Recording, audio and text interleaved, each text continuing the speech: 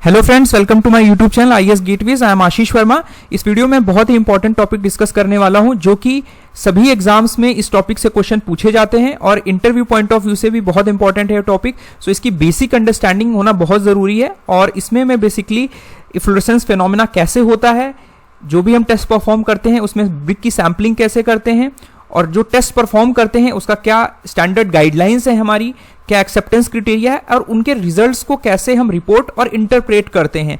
सो आप स्टार्टिंग से एंड तक जरूर देखिए मेरा वीडियो, सो दैट आपको इस टॉपिक की जितने भी कंसेप्ट्स हैं जो कि अलग अलग कोड में अलग अलग जगह लिखे हुए हैं वो आपको इस वीडियो से पता चल जाए।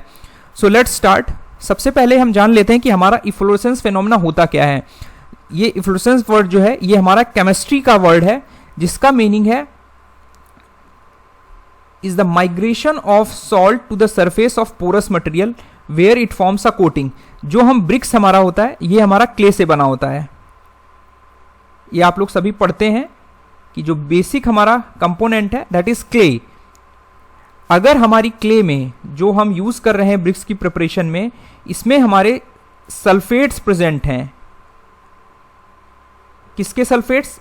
जनरली हमारे पोटेशियम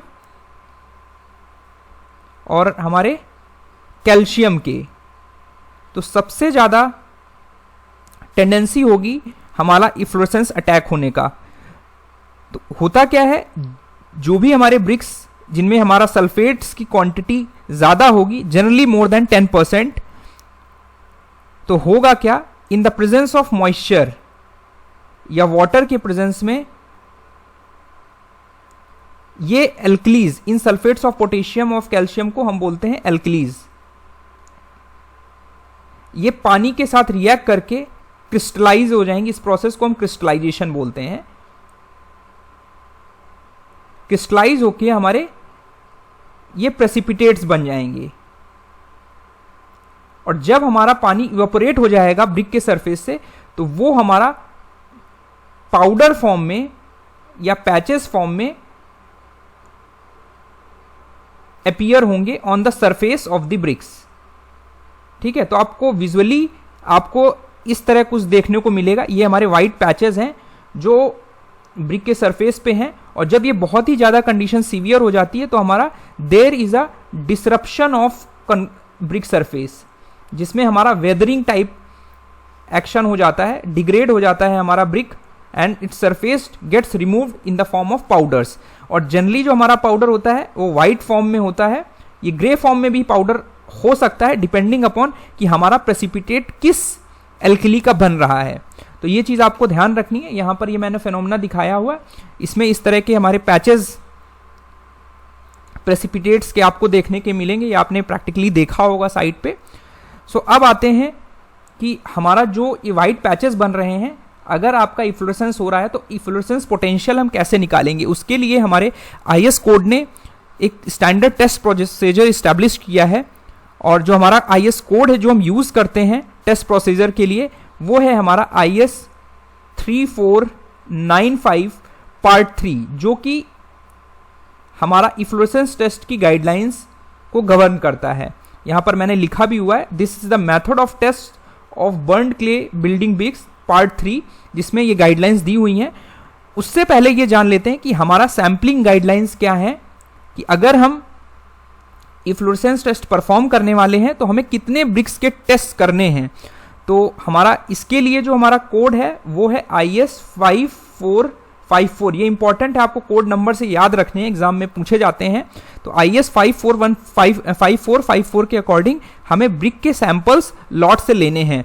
जनरली हमारा ये कोड कहता है कि हमारा जो लॉट होगा जनरली 3 कैटेगरी में आप डिवाइड कर सकते हो।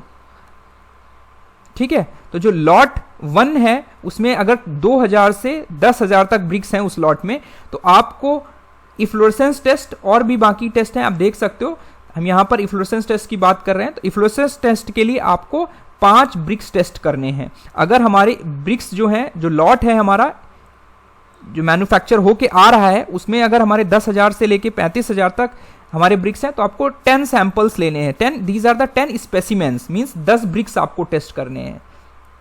ठीक है, ये हमारे 10 ब्रिक्स हैं। और अगर हमारा लॉट में 35,001 से लेके 50,000 तक ब्रिक्स हैं तो हमें 15 ब्रिक्स टेस्ट करना है, और ये हमारी लिमिट है। यहाँ पर हमारा कोई भी टॉलरेंस अलाउड नहीं है। 35,000 से 50,000 तक के लॉट साइज में हमारा एक ब्रिक जो है वो हमारा डिफेक्टिव हो सकता है, तब भी हम लॉट एक्सेप्ट कर सकते हैं। अब डिफेक्टिव का क्या डेफिनेशन है वो भी मैं अभी इस टेस्ट रिजल्ट्स कैसे इंटरप्रेट करते हैं उसके बारे में बात करूंगा। तो अब आते हैं, सपोज हम ये मान लेते हैं कि हमारे पास कोई लॉट है जिसमें हमारे 5,000 ब्रिक्स हैं। अब 5,000 के लिए आपको कितने सैंपल्स लेने पड़ेंगे? 5 ब्रिक्स लेने पड़ेंगे। मींस आपके पास साइट में 5,000 ब्रिक्स आए तो उनमें से आपको 5 ब्रिक्स टेस्ट करना है। तो उसमें टेस्टिंग प्रोसीजर जो है उसके अकॉर्डिंग हमारा पहला स्टेप ये है कि हमारे क्या क्या इक्विपमेंट्स यूज करते हैं ये देख लेते हैं। तो इक्विपमेंट्स में हमारे पास स्टैंडर्ड जो है एक हमारी शैलो डिश होनी चाहिए जिस पर हम अपने ब्रिक्स को रखेंगे। एक ग्रेजुएटेड स्केल होगी जिससे हम वाटर डेप्थ मेजर करेंगे, और हमारा डिस्टिल्ड वाटर होना चाहिए। ये बेसिक रिक्वायरमेंट है इफ्लोरेसेंस टेस्ट की। और हमारी जो डिश है ये ग्लास की भी हो सकती है, ये हमारी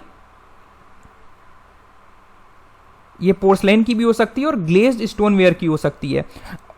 और उसके बाद ये हमारी जो है ये स्क्वायर डिश है, और ये हमारी सिलेंड्रिकल डिश है। आप किसी पे भी हम टेस्ट परफॉर्म कर सकते हैं। तो यहां पर मैंने दिखाया हुआ है कि जो साइजेस हैं, स्क्वायर शेप में हमारा साइज जो है 180 mm into 180 mm cross square का डायमेंशन है। अगर आप इसको देखोगे तो दिस इज 180 क्रॉस 180, और ये जो डेप्थ है ये हमारी 40 mm है। दोनों डिशेस की डेप्थ जो है हमारी 40 mm ही रखी गई है, बिकॉज ये सिलेंड्रिकल डिश है। तो यहां पर इसका जो डायमीटर है दिस शुड बी 200 mm। तो ये हमारी स्टैंडर्ड गाइडलाइन है। तो करेंगे क्या, जो यहां पर मैंने एक ब्रिक का सैंपल दिखाया हुआ है, तो यहां हमने 5 ब्रिक्स लिए। उसमें हमने यहां पर मैंने एक का एग्जांपल करके बताया हुआ है कि कैसे आपको टेस्ट करना है। तो आपको ब्रिक को रखने से पहले क्या करना है, इसमें डिस्टिल्ड वाटर पोर करना है। ठीक है, डिस्टिल्ड वाटर पोर करने के बाद आप क्या करोगे, उसकी डेप्थ ये इंश्योर करना है कि जो बॉटम से डेप्थ ऑफ इमर्जन रहे पानी की वो हमारी 25 mm रहे। ठीक है, इस पानी को पोर करने के बाद आपको ब्रिक को प्लेस करना है in vertical direction, means vertically place करना है कि हमारा जो डेप्थ ऑफ इमर्जन रहे वो 25 mm रहे। यहाँ लेबोरेटरी में इस तरह कुछ परफॉर्म करते हैं। ये हमारी इस तरह की ग्लेज्ड स्टोनवेयर डिश है जिसमें हमारा जो डेप्थ ऑफ इमर्जन है वो 25 mm है। ठीक है, आपको इमर्जन करने के बाद क्या करना है, उसको ऐसे टेम्परेचर पर रखना है, ऐसे रूम में रखना है जिसमें हमारा प्रॉपर वेंटिलेशन होना चाहिए। ठीक है, there should be proper ventilation. और वेंटिलेशन के साथ साथ हमारा जो टेम्परेचर होना चाहिए वो हमारा कोड जो कहता है कि रूम टेम्परेचर हमारा 20 डिग्री सेल्सियस से 30 डिग्री सेल्सियस होना चाहिए। और साथ ही साथ हमें यह इंश्योर करना है कि हमें इस पूरे सेटअप को एक ग्लास से कवर कर देना है। एक ग्लास से कवर करने का पर्पस ये है कि जो कैपिलरी एक्शन से केवल हमारा वाटर इस ब्रिक में एब्जॉर्ब हो रहा है, केवल वही फेनोमेना अकर हो, हमारा यहां से इवापोरेशन ना हो। तो इसको प्रिवेंट करने के लिए हम इसको कवर कर देते हैं, और इसको तब तक रखेंगे टिल द टाइम ये पूरा डेप्थ ऑफ वाटर जो है वो खत्म ना हो जाए। मतलब ये जब तक पूरा एब्जॉर्ब नहीं करे। यहां पर ये दिखाया हुआ है कि ब्रिक ने पूरा पानी एब्जॉर्ब कर लिया है। अब ये डिश हमारा एम्प्टी हो गया है। तो पहले राउंड ऑफ इवापोरेशन, यहां पर इवापोरेशन का मतलब ये है कि पूरा कैपिलरी एक्शन से पानी हमारा ब्रिक ने एब्जॉर्ब कर लिया है। और ये जब हमारा ब्रिक ड्राई अपीयर होगा तो आपको सेकेंड स्टेप में फिर से जाना है, वापस से सेकेंड राउंड में पानी 25 mm तक फिल करना है, और ब्रिक को आपको हटाना नहीं है, ब्रिक उसी कंडीशन में रहेगा, पानी आपको वापस से पोर करना है, और सेम प्रोसीजर फिर से रिपीट करना है। आपको वापस से इसको कवर कर देना है सो दैट फिर से हमारा जब पूरा पानी एब्जॉर्ब हो जाएगा, एब्जॉर्ब होने के बाद इस डिश में जनरली हम एक एक करके भी कर सकते हैं, 2-3 ब्रिक्स करके भी हम टेस्ट परफॉर्म कर सकते हैं। तो जब ये प्रोसेस हो जाएगा तो हम ग्लास को रिमूव करेंगे, और उसके बाद जो स्टेप आता है that is visual examination of BRICS. जो आपने ब्रिक्स को टेस्ट किया उसका विजुअल एग्जामिनेशन करोगे, और आपको विजुअल एग्जामिनेशन करने के बाद जो हमारा IS 3495 कहता है उसने रिपोर्टिंग के लिए, रिजल्ट्स को इंटरप्रेट करने के लिए जो इफ्लोरेसेंस के बेसिस पे हमारी 5 कंडीशंस को सजेस्ट किया है। ये वेरी वेरी इंपॉर्टेंट क्वेश्चन है, इसमें ईएस 2020 में भी क्वेश्चन पूछा गया था और हमारे स्टेट पीएससी और एसएससी जेई के एग्जाम्स में भी इस टॉपिक से क्वेश्चंस आते हैं। तो यहाँ पे मैंने फिगर के साथ एक्सप्लेन किया है सो दैट आपको दिमाग में आपके बैठ जाए। सो यहाँ पर एक ये टेस्ट रिजल्ट के बाद का ब्रिक है। आपने जब ये ब्रिक देखा तो यहाँ पर आपको कोई भी व्हाइट पैचेस के निशान नहीं मिल रहे हैं, कोई भी डिपॉजिट नहीं मिल रहा है, तो ऐसी कंडीशन को हम बोलते हैं नील। इट मीन्स हमारा जो इफ्लोरेसेंस जो सरफेस है उस पर कोई भी इफ्लोरेसेंस या कोई भी डिपॉजिट्स जो है सॉल्टी डिपॉजिट्स वो आपको नहीं मिले, तो हमारा जो केस 1 होगा वो नील इफ्लोरेसेंस का होगा। केस 2 में अगर आपको जो भी हमारा एक्सपोज्ड एरिया है, ये मान लेते हैं कि this is the exposed area, ये आपको विजुअली एग्जामिनेशन करना है, कोई मेजरमेंट नहीं करनी है।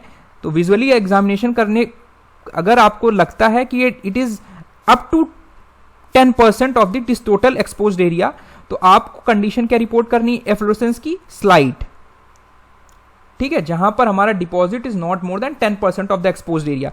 उसके बाद आपकी थर्ड कैटेगरी जो हमारा कोड कहता है वो है मॉडरेट कंडीशन, जिसमें हमारा जो डिपॉजिट्स होगा वो होगा 10% से लेके 50% तक, ठीक है। ये ध्यान रखना, यहां पर जो रेंज है डिपॉजिट्स की, जो सॉल्टी डिपॉजिट्स पैचेस बन रहे हैं वो हमारे सरफेस पे 10 से 50% of the exposed area cover कर रहे हैं। उस केस में हमारा ये जो कंडीशन कहलाएगी ये मॉडरेट कंडीशन कहलाएगी, ठीक है। तो आपको मॉडरेट कंडीशन रिपोर्ट करनी है और इंपॉर्टेंट चीज है कि यहाँ पे कोई भी नो पाउडरिंग और फ्लेकिंग इज देयर, ठीक है, कोई भी फ्लेकिंग या पाउडरिंग इस कंडीशन में आपको नहीं दिखेगी। अगर दिखती है तो वो मॉडरेट कंडीशन नहीं होगी।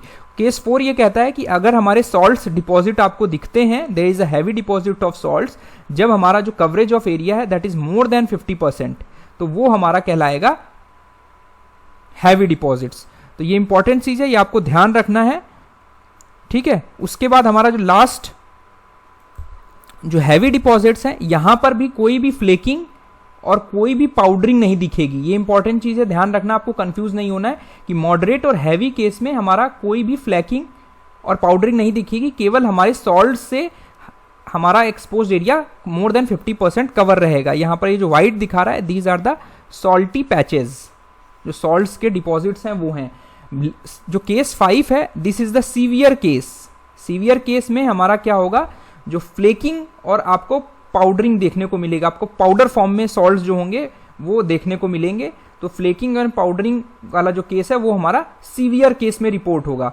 अब जैसा कि मैंने डिस्कस किया था कि 2000 से लेके 10,000 तक के सैंपल्स के लिए आपको 0 test are not allowed to be defective. तो हमारा आईएस कोड ये बोलता है, ठीक है, यहां पर देख लेते हैं, आईएस कोड ये सजेस्ट करता है कि हमारे जो अभी आपने टेस्ट किया कि आपको वो लॉट एक्सेप्ट करना है या रिजेक्ट करना है, ये डिपेंड करेगा कि आपको कितने सैंपल्स टेस्ट करने थे। अगर आपने यहां पर हमारे पास 5000 सैंपल थे, 5000 टेस्ट इस ब्रिक्स थे, आपने 5 सैंपल्स टेस्ट किए, 5 ब्रिक्स में से 5 आउट ऑफ 5 जो होने चाहिए ये हमारे अप टू मॉडरेट कंडीशन में होने चाहिए, ठीक है, तब तो ये हमारे पास माने जाएंगे, ठीक है।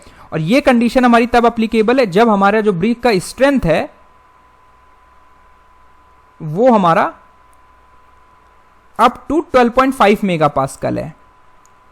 अगर आपकी जो स्ट्रेंथ है वो हमारी 12.5 मेगापास्कल से ज्यादा है तो हमारे 5 आउट ऑफ 5 ब्रिक्स जो होने चाहिए अप टू स्लाइड कंडीशंस में ही होने चाहिए। मींस पांचों ब्रिक्स की जो कंडीशन है उसमें इफ्लोरेसेंस जो होना चाहिए वो हमारा 10% से हर ब्रिक में कम होना चाहिए। तो सबसे पहले आपको देखना है कि ब्रिक की स्ट्रेंथ क्राइटेरिया क्या है, उसके बाद आपका जो लॉट है वो उसमें कितने सैंपल्स है। सपोज अगर आपके पास 40,000 ब्रिक्स का लॉट है और आपको टेस्ट करने हैं 15 सैंपल्स, यानी 15 टेस्ट, 15 ब्रिक्स में आपको टेस्ट परफॉर्म करना है, तो 15 में से 14 ब्रिक्स, 15 में से 14 ब्रिक्स जो होने चाहिए, अगर हम ये मान लें कि ये लॉट जो था वो हमारा अप टू 12.5 मेगापास्कल के लिए था, की स्ट्रेंथ का था, तो 15 में से 14 ब्रिक्स की जो स्ट्रेंथ होनी चाहिए वो हमारी 12.5 मेगापास्कल तो होनी ही चाहिए, और साथ ही साथ इनकी जो कंडीशन 14 ब्रिक्स की जो एक्सपोजर एफ्लोरेसेंस कंडीशन है वो अप टू मॉडरेट होनी चाहिए। ठीक है, और अगर हमारी स्ट्रेंथ 12.5 मेगापास्कल से ज्यादा है तो 14 ब्रिक्स की स्ट्रेंथ जो होनी चाहिए वो हमारी अप टू स्लाइट होनी चाहिए। तो ये हमारा एक्सेप्टेंस क्राइटेरिया था जिसको आपको दिमाग में रखना है, और इससे बहुत इंपॉर्टेंट टॉपिक है, इसको आपको ध्यान से पढ़ना है। आई होप मेरा वीडियो आपको पसंद आया होगा। Thank you.